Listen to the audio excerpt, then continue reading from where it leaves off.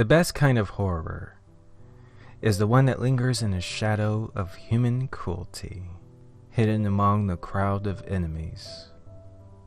Today's tale of terror, my friends, takes place within one of the cleanest homes in Japan. Behind the doors of this house, you will find every room spotless and immaculate, every piece of furnishing in its right place, absolutely nothing that is found disorganized or out of the ordinary. The occupants of this home consist of a mother, her two teenage girls, Reina and Shinri, and the maid, Aju. And even though this pristine house may have the comforts of a loving and well-kept home, I assure you, my friends, the world within this place is anything but happiness and comfort. Introduction: the tragic results of a terrible divorce. Not sure how the marriage between the mother and her ex-husband came to an end. Supposedly, it's the cause behind the strict demands of having everything kept organized and clean. This is a woman who views the outside world as something filthy, infected by a population that's unhygienic, which explains her reclusiveness and why she discourages her two daughters from going outside. The daily life of this woman is a ritual that consists of washing her hands every 10 minutes, taking a shower 4 times a day, and even having her two daughters shower immediately when returning home from school and having their clothing washed daily, decontaminating themselves from the filth of the outside world.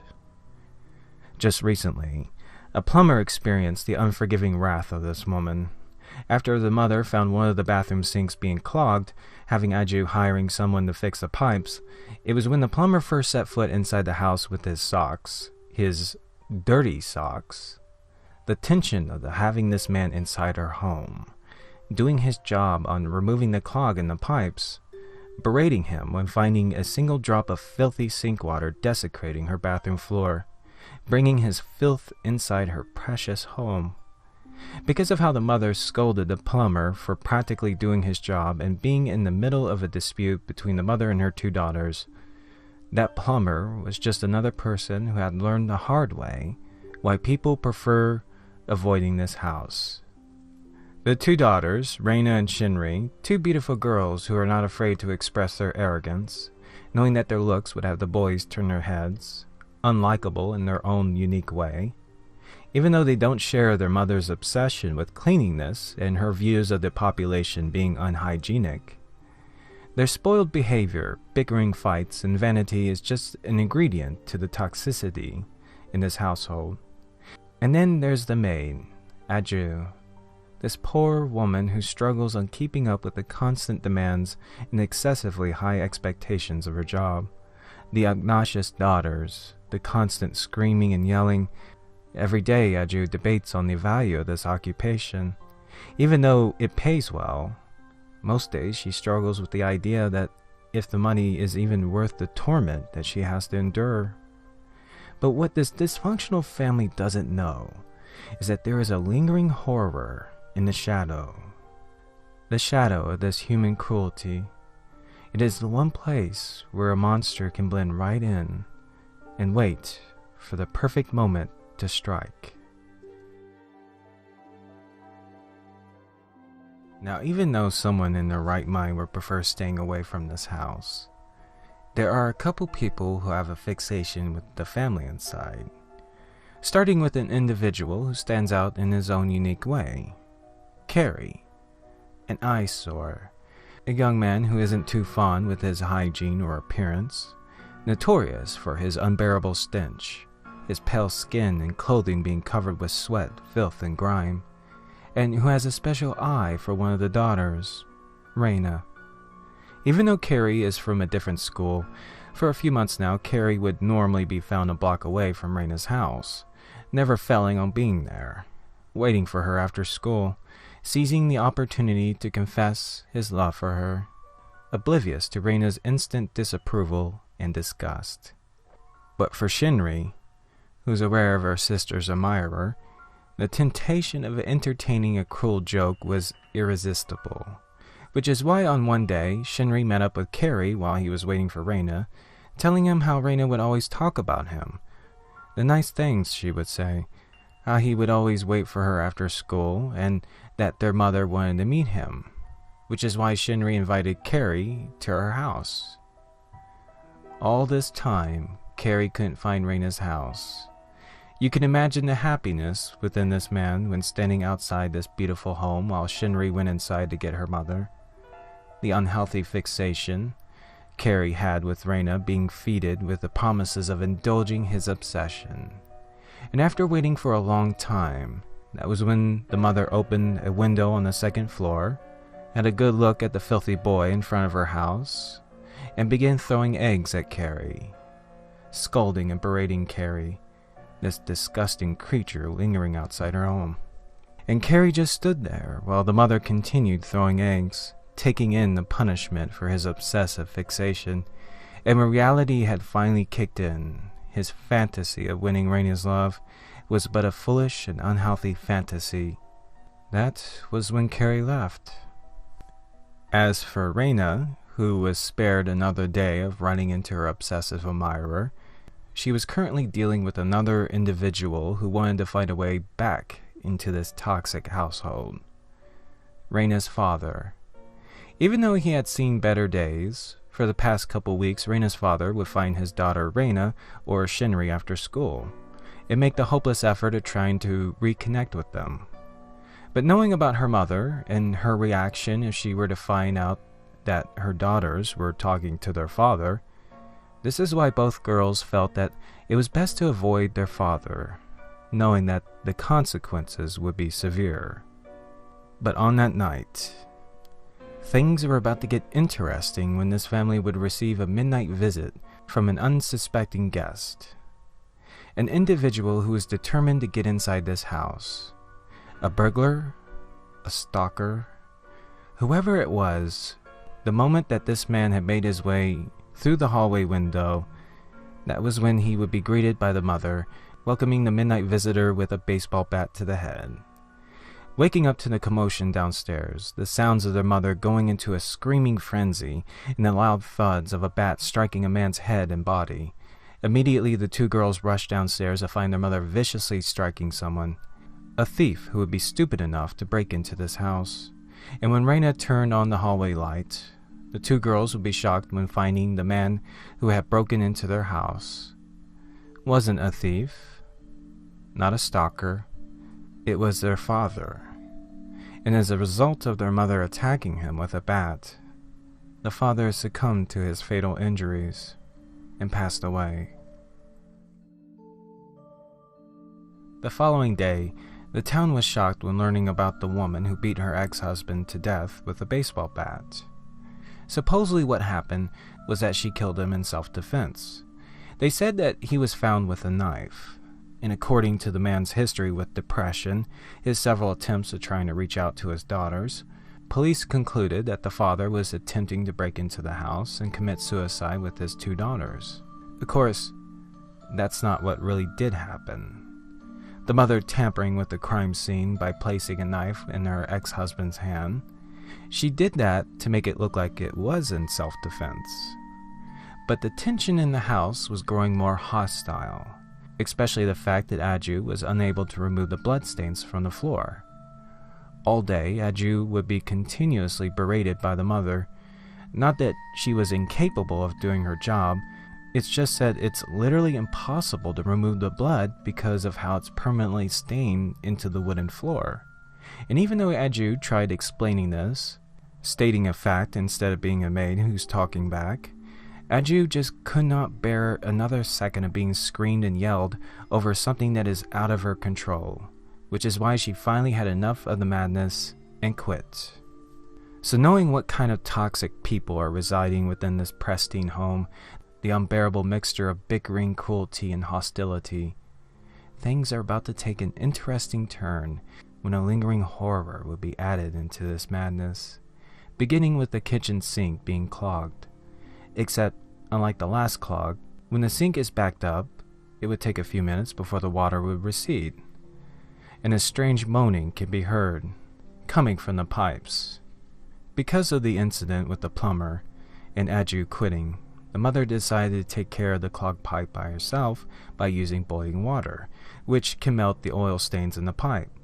And when the mother carefully poured the scalding water into the drain, watching the water recede much quicker, assuming that the clogged pipe was fixed with a simple method, until the strange moaning sound would be heard from the sink again, much louder this time. An unnatural sound.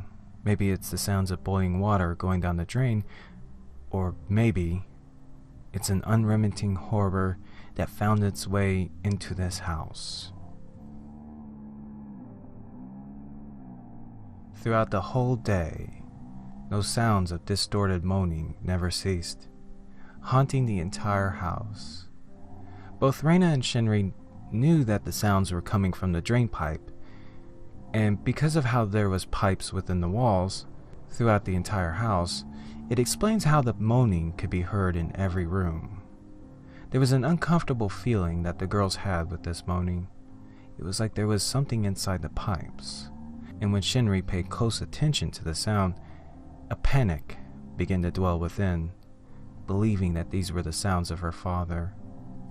Because of what happened, Shinri believed that her father's soul now resides within the drain pipe, seeking vengeance for his death. But for the mother, her ex-husband was haunting her in a different way, oblivious to the inhuman sounds because of the dried bloodstains that were still on the floor. A reminder of that horrible night, and as the mother desperately tried removing the filthy remains of her ex-husband, the efforts of sanitizing her home was helpless. The stain wasn't coming off, and when seeing some of the blood on her hands, immediately the mother rushed to the bathroom to cleanse herself from the filth. Didn't care that the bathroom sink was also clogged and water overflowing onto the floor. There was blood on her hands. Her skin had been contaminated with a filthy disease, and as she continued scrubbing her hands, that was when a hand had suddenly reached out from the sink and grabbed the mother by the arm. When the girls heard the blood-curdling screams from their mother, immediately they rushed to her aid, finding her on the bathroom floor in a state of hysteria, claiming that she was grabbed by a hand that came from the pipe. Even though the girls couldn't find any trace of a hand, there was a putrid smell that lingered in the air. But the mother began to have a panic attack because of the wet and sticky slime that was on her arm. Having the girls fetch her a container of water, knowing that there was something in the pipes, instantly the mother began scrubbing the substance off her arm, and it was like that throughout the entire morning. The mother kept scrubbing and scrubbing, trying everything she could to get the slimy filth off of her arm. It wasn't until Shinri noticed the blood, that the amount of time her mother had scrubbed her arm, her skin began to peel, exposing the muscle tissue. Immediately, Raina called for an ambulance, and the mother was rushed to the hospital. When the girls came back home from the hospital, while the doctors were tending to their mother's injury, the house was still filled with that overwhelming odor, a stench that was coming from the pipes, lingering in the air. Except for Shinri, this was a familiar odor. That boy who kept stalking Raina. The whole house smelt like him. What if it was him in the pipes? There have been cases of people dislocating their shoulders to fit into tight spaces. Even though it sounds impossible, but still, it could be a possibility that he's trying to make his way inside the house by fitting into the storm drain outside. Maybe he's in the pipes drinking the water and having it come out the other end, making that horrible groaning sound. Sure, he may look overweight, but he also doesn't look human. And with Raina laughing off her sister's idea of Carrie lurking within the pipes, there was no way she could believe something so ridiculous. First was her father's ghost, now Carrie. It sounded ridiculous. Now a mutant creep squeezing himself into the pipes like a snake. No, the reasons why the pipes are all messed up and that there's a terrible stench in the house was because of all the hair, oil, and stuff that clogged up in the pipes. Seeing how their mother had been using the showers and sink excessively, it was just a matter of time before the pipes would be clogged up again. The smell isn't Carrie. It's nothing more but dirty water. So while Reina decided to open up some of the windows, bring in some fresh air, Shinri went ahead and began to take a shower. You know, my friends, when you are very popular with making enemies, giving people a reason to act out in vengeance, it does give you a dwelling fear. It may even have you believing the supernatural. A guilty conscience may give you the idea of a ghost or a mutant lurking within the pipes. But what if there was a horror lurking inside this house, something that was hidden in the drain, something that has its eyes centered on this beautiful girl? And when the lid of the shower drained open, that was when Shinri ran out of the bathroom screaming in terror, claiming that she saw something looking at her through the drain. But when Reina went to investigate, as expected, she found nothing. Completely fed up with her sister's silly talk of Carrie being in the drain, this ended up with both sisters throwing themselves into another heated argument. But when Shinri began blaming her sister for Carrie being within the pipes, that he wouldn't be in there if it wasn't for her, that was when Reina snapped and began forcing her sister to the drain, proving to her that there was nothing in the pipes by forcing her hand into the drain. And when she managed to put Shinri's hand into the drain, hoping to prove that these were nothing but superstitious fables, Shinri found herself unable to pull her hand out of the drain. Something inside that was sticky and slimy, trying to grab her hand. And when Shinri's entire arm was suddenly pulled into the drain, fear began to set in. There was something inside the drain, trying to pull Shinri inside, and when Shinri began to panic when feeling a tug, screaming for her sister to help her, Reina still wasn't buying it. Her sister and these silly games, the audacity to say that it was because of her that this house is haunted by that creep, and fed up with this act, how far her sister is willing to go, Reina just ignored her sister's pleas for help and left her in the bathroom with her arms stuck inside the drain. After an hour of Shinri screaming for help, it was when the screaming began to turn into the sounds of muffled gurgling and wet cackling. Reina started to get worried, and when Reina went to the bathroom to check on her sister, what Reina saw in the bathroom was something that her mind could not comprehend. Her sister's legs dangling lifelessly in the air, while the rest of her body was inside the drain. The sounds of bones crackling. Something inside the pipes was pulling her into the drain. Reina was frozen with terror, watching her sister's feet and toes disappear into the drain. That was when Reina began to scream. So I wonder, my friends, if it is that creeper who's the one that pulled Shinri into the drain, revenge for what she had done to him earlier. Or maybe it was her father's ghost. Or maybe it was something else. Could be anything. But currently, there are now 2 people who are clogged inside the pipe.